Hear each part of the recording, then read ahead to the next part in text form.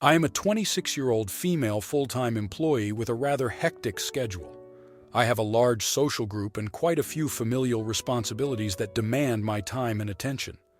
Despite this, I make an effort to prioritize my friendships, including my friendship with this particular friend. We usually meet at least once a week and spend a couple of hours together. However, my friend, who is 28 years old and female, has a different situation. She doesn't have a job and her family is quite small, which means she has a lot of free time on her hands. Lately, she has been doubting our relationship, questioning whether I'm tired of her or bored during our time together. We've known each other since childhood, but became particularly close friends in 2020. When I asked her about her doubts, she explained that she feels I don't spend enough time with her. She also sometimes blames my family for asking me to come home and help with various tasks and responsibilities. To accommodate her wishes, I've already prioritized her over other friend groups, but it's becoming quite exhausting for me. For instance, just yesterday we went out for breakfast and spent around 4 hours together at a local fair. However, when my mother called and asked me to pick up my 16-year-old brother, I had to end our outing for the day. She suggested alternatives like my brother taking a cab or calling another sibling for help. And she still asked if I was bored of her when I told her that it is not possible. Additionally, whenever I visit her, I stay for slightly over 2 hours.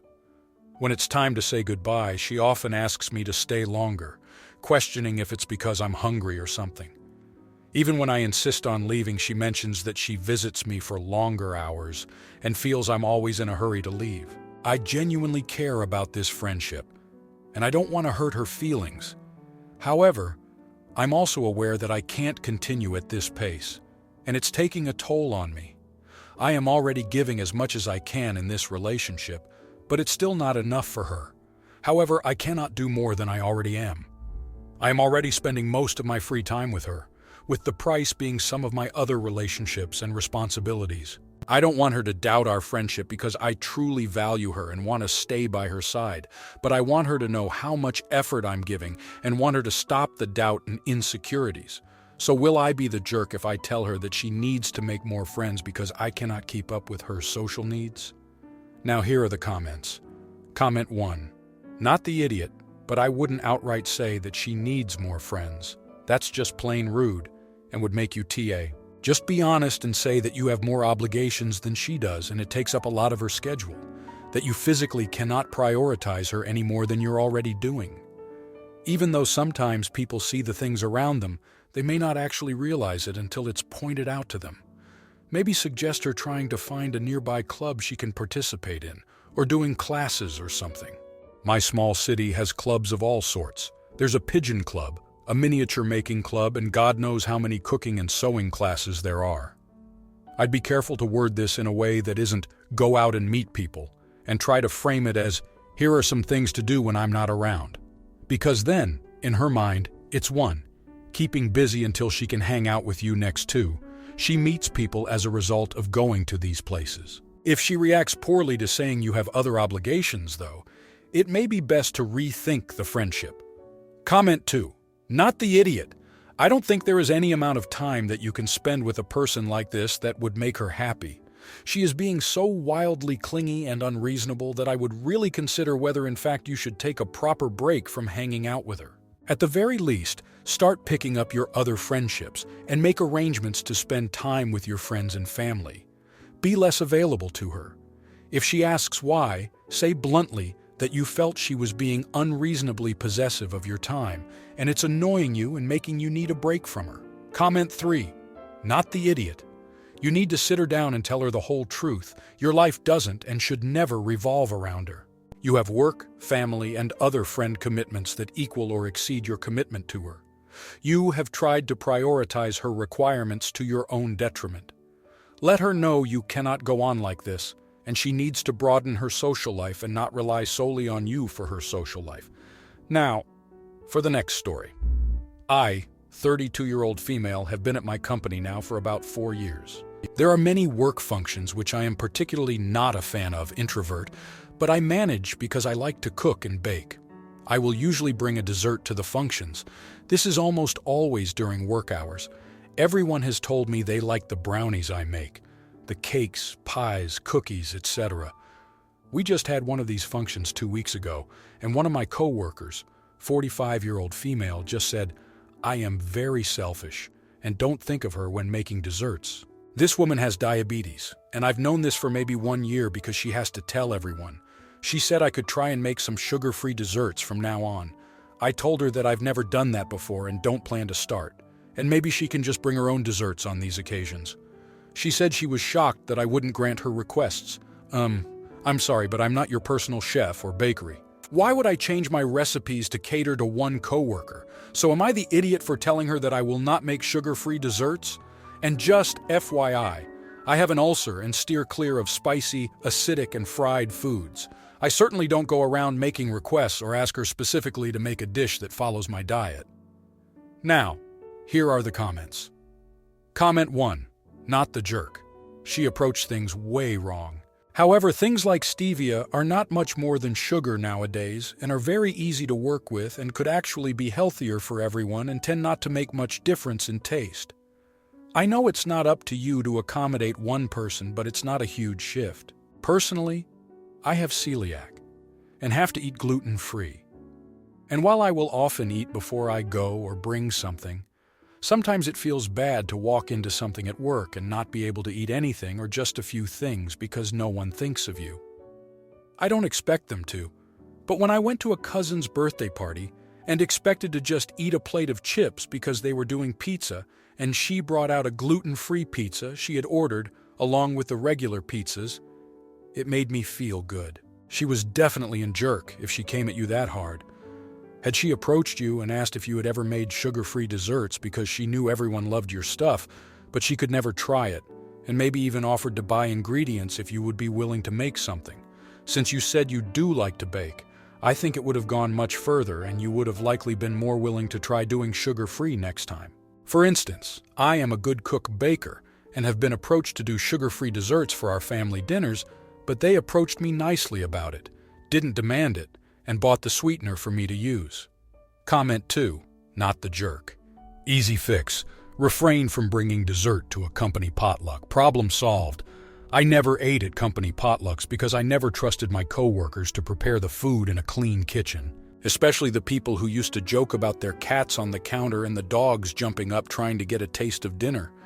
Comment 3. Not the jerk, but also I'm married to a diabetic, and if you want to address her complaints without engaging in extra work, sugar-free Jell-O.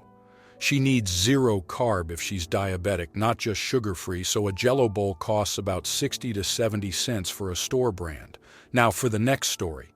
My landlord rents out the unit next to mine as an Airbnb. It's an old building, so there are problems with creaking floors and thin walls, which compounds noise from Airbnb guests who make noise extremely early in the morning or middle of the night.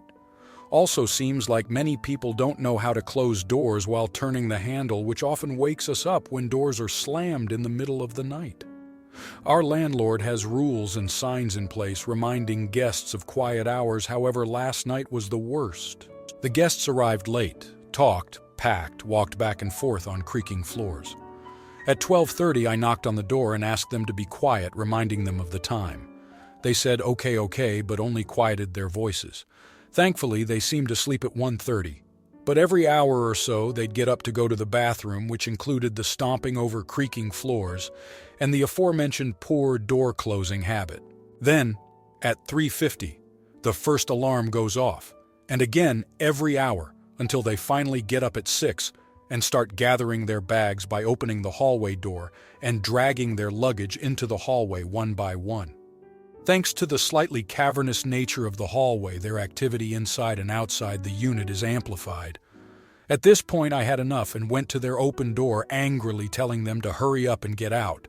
Now I feel bad because I get along well with my landlord, and I'm sure these guests will leave a bad review. I also plan on being more confrontational with noisy guests in the future, which will probably add more bad reviews. But I feel like the landlord is profiting off my sleep deprivation, and I just want to have a livable home. Am I wrong? Am I expecting too much? I feel like long-term tenant neighbors would have a better, more normal sleep and noise schedule than tourists. It's stressful hearing a guest arrive and not knowing whether I'll have a good or bad night's sleep. Edit. I'm surprised at how many "just move LOL" posts there are during a time when affordable housing is unattainable for many. What if I don't have the money to just move? Now here are the comments. Comment 1. As someone pointed out, look up local ordinances on short-term rentals. Most places do not allow it within residential buildings. Don't talk to your landlord, just make an anonymous report, not the idiot. You have the right to sleep in a long-term rental. Their vacation does not supersede that. If your building does have quiet hours visibly posted, they are definitely in the wrong as well. Short-term does not negate posted signs or building rules. Even if the listing doesn't have it, if it's on a sign in the building, they have an obligation to respect that. Comment 2. You're the idiot. It doesn't sound they were doing anything out of the ordinary. Not their fault the walls are thin and the floors creaky. You've been so rude to address them, especially the "hurry up and get out" part. I can promise you can fare almost just as poorly with a regular tenant. What if they have insomnia, work night shift, make love, have a baby? Consider moving somewhere with better sound insulation? Edit. Now your landlord is an AH too, for making it an Airbnb despite must having had a clear idea what a nuisance it is for the neighbors. Comment 3. Now I feel bad because I get along well with my landlord, and I'm sure these guests will leave a bad review.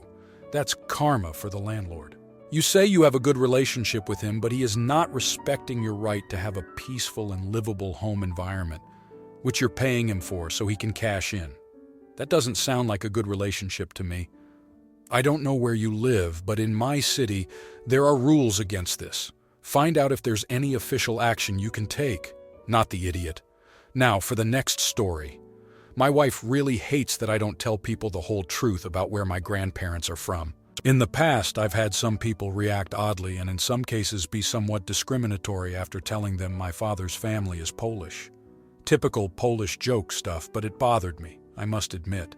Before she died, my grandmother happened to mention that actually, our family had only been in Poland for a couple of generations and had been forced to move from France in the Napoleonic Wars, which apparently many had to.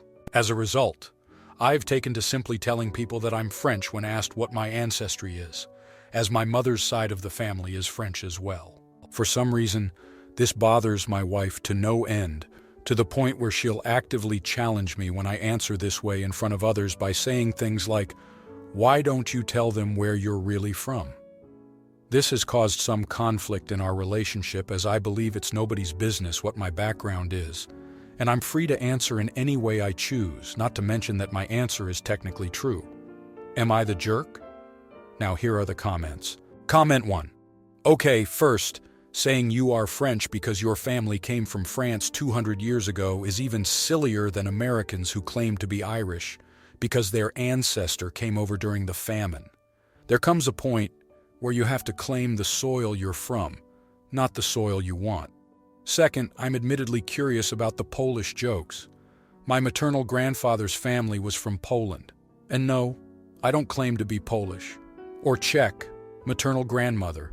Or German, paternal grandmother, or Irish for that matter, paternal great-grandmother.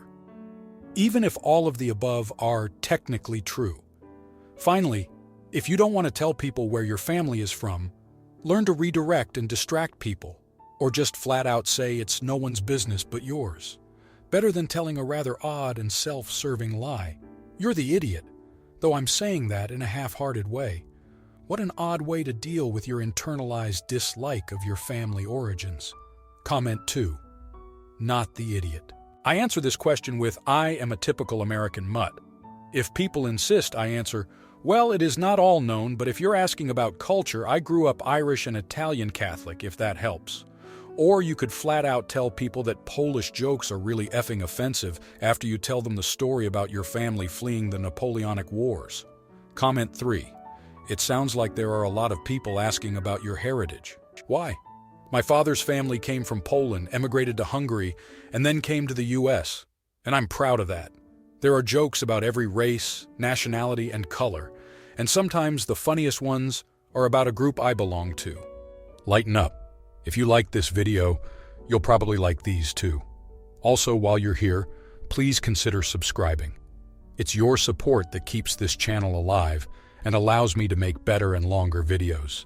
Have a great day.